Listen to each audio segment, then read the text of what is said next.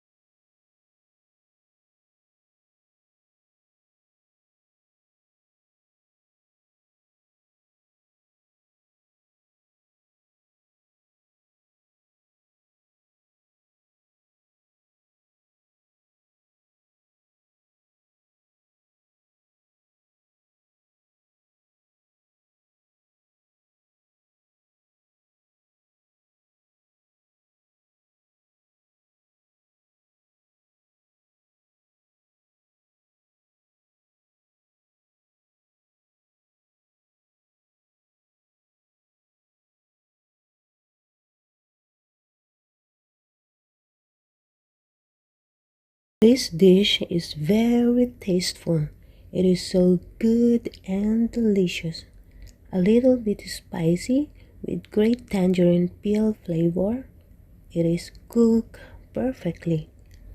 The baby abalone is cooked to be very soft, tender and juicy, with great aroma of tangerine peel and spring onion and a little bit spicy. The sauce is so tasteful. I hope you enjoyed this video. If you like to see more, please don't forget to click the subscribe button below and click the bell and turn on the notification. Thank you very much. I will see you next time.